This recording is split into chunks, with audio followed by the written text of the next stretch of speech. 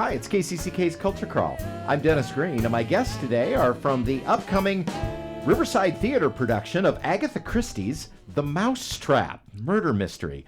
Jon Whitmore is here. Jon is the director. Welcome, Jon. Thank you. Nice to see you. Deucalion Martin, you're Christopher in the show. Welcome. Thank you.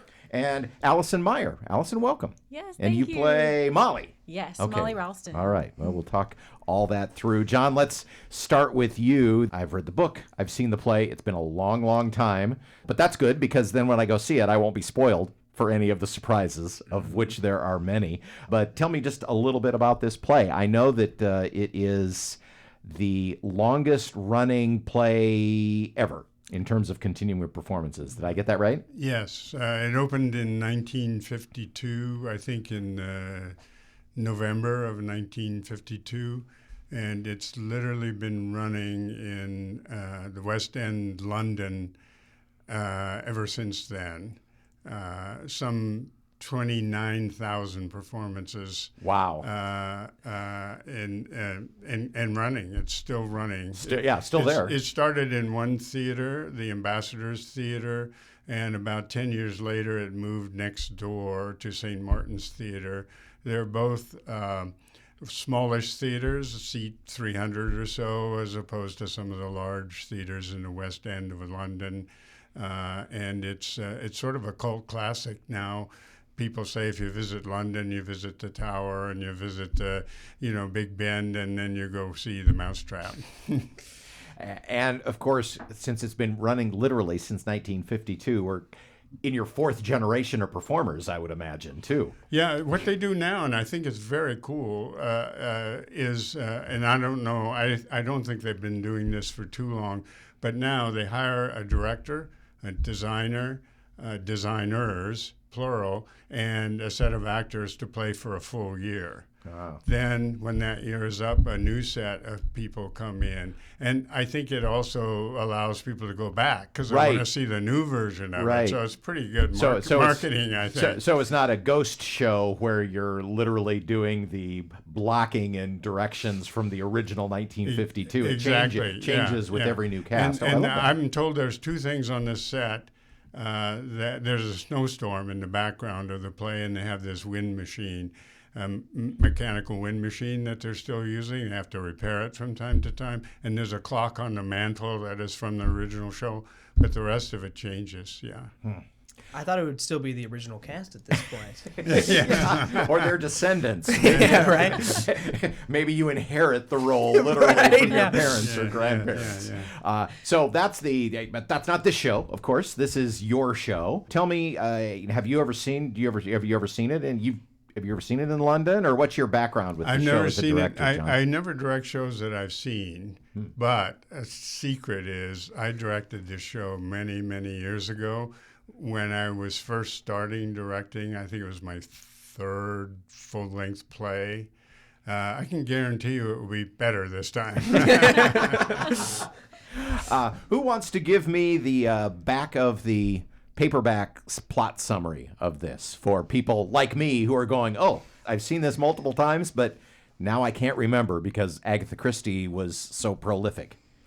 Well, it is a classic murder mystery, whodunit, that involves a group of strangers that are snowed up at Monkswell Manor Guest House, and we discover that there is maybe a murderer among them, and suspicion rises as secrets increase. So what's really fun about this is the audience can see little clues for every character's secrets throughout the whole play and to decide who they think did it. Oh, but there is. It's not like Clue where there are four separate. Unfortunately, not. No, there is one murderer. There is. And if there's one thing that Agatha Christie did, perhaps better than any other writer, was she played fair with the audience. And when you talk about dropping clues, I mean that's very consistent through all her work. Is if you pay attention, you can solve it along with the detective. Yes, but all the characters are holding some type of secret. Mm-hmm. Maybe not a murdering secret, but some sort of secret. But maybe a murdering secret. Maybe. Could be. So the audience has many things to uncover, not only a murderer. I just happened to have the cast of Arsenic and Old Lace, which is also being done in the area, and this play is very similar to that in that many of the, well, we'll call them tropes of, everybody's got a secret, people are stranded, and have to solve a mystery. This is where that starts. This was the first one. Yeah, at least in play form. Yeah. I don't think it's ever been done up to this point. I mean, probably, but nobody knows about it. I mean, mysteries have always been done.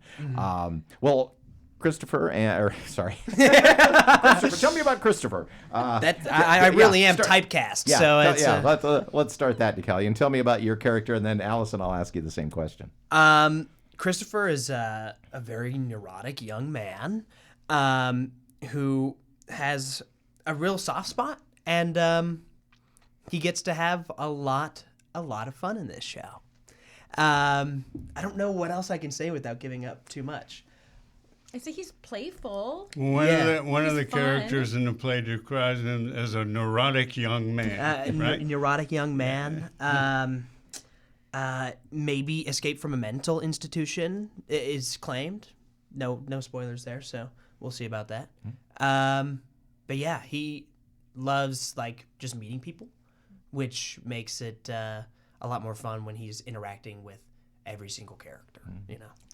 I think that's my most fun I have on stage. Yeah, Is when for I'm sure. interacting with Christopher Wren. Yeah, 100%. Allison, tell me about Mollie. Yeah, so Mollie and her husband, Giles, are opening this guest house, Monkswell Manor, and it is opening on the night that the guests are here, very first night.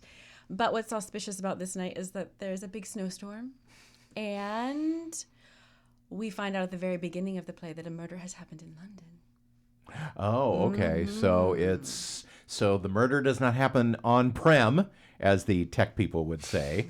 It's elsewhere, but the murderer may be among the guests. We don't know anything. All we know is that it's a very exciting night. Mollie is very nervous and excited and happy that this is all happening, that the guest house is opening, I shall say.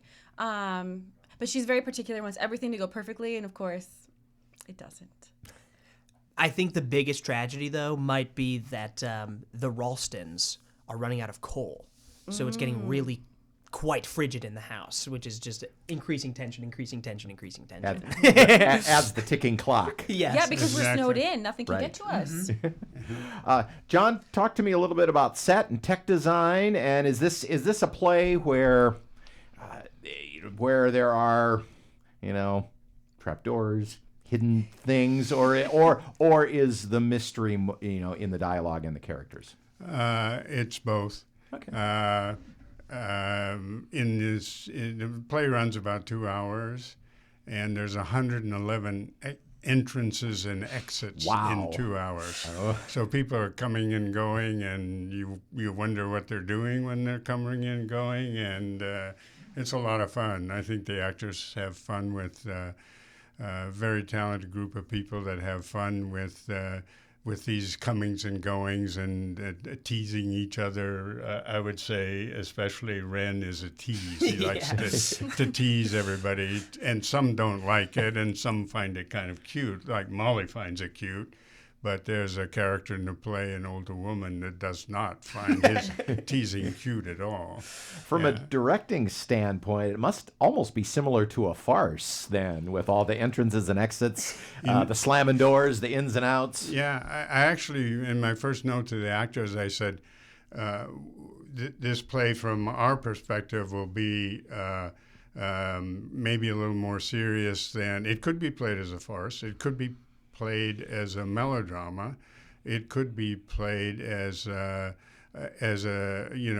zany kind of thing, but there's a real serious story that underpins it, which people in this country won't know, but people in England, when they went to the play in 1952, would know the Dennis O'Neill case, which is where 3 children were at a farm, and they were put there after the war when they lost their parents, and they were abused at this farm, and so there is this. But it's still a very funny play, but it has this underpinning of a real life drama that Agatha wanted to capture. The original for the Mousetrap was called Three Blind Mice, and it was a half-hour radio show. It could have been done here. All right, well, let's go. We can do that. It was to celebrate Queen Mary's 80th birthday, I believe, the wife of King George, who was a king at the time. And she wrote it for the BBC celebration of her birthday. And then later, it was a TV show for a half hour and BBC. And then she wrote it, rewrote it as a short story. And then finally, she added a character and second act and turned it into a regular full-length theater production. Oh, so I did not know that this started out as a play before it became As a radio as play. a radio yeah. play. Oh, Yeah. interesting. The Mousetrap opens at Riverside Theatre November 28th and runs through the 14th, did we say? Mm-hmm. Yep, the 14th. And I know that the theater often does, especially the first few performances, does some talkbacks and some post-show analysis. Do we have some of that going on? The Sunday matinee, which is sold out, I'm told. But people can come after the show is over and sit and listen to the talkback. Oh, you can come to the talkback even. Yeah, with and then- Marion Gilbert, who's a really super Yeah. faculty member from the University of Iowa, expert in Shakespeare and all things theater. So Always very it'll be enlightening and fun, yeah. It'll be really fun. And again, I'm told that if you don't have a ticket for that day, you can come. You can to see the even if you have a talkback. ticket from for a different day, you can. I think the show starts at 2:00. Or, Yeah. And so around 4 o'clock, or 4:15, 4:20, it would be over, and people could join in talkback if they're interested. Okay. And how do we get tickets? riversidetheatre.org. Theater spelled with an R-E. R-E, yes. Click on the Mousetrap and get tickets. All right. Get them while they're hot. They're going quickly. They are. Yes. So, there are a lot of theater opportunities for the holiday season, and this is one that is selling like crazy. So get your tickets now for the Mousetrap. Again, riversidetheatre.org if you'd like more information and or tickets. Well, sounds like you're having a blast with it. Looking forward to getting snowed in for this show. Thanks so much for being here. Thanks, Dennis. Thank you. It's great. You can hear the Culture Crawl live on the radio most weekdays at 10:30, on demand at kcck.org/culture, or subscribe using your favorite podcast player. Watch our videos on the KCCK Facebook and YouTube channels. Our producer is Lydia Kilgore. The Culture Crawl theme is composed by Vivian Shanley. I'm Dennis Green, and I'll talk to you later.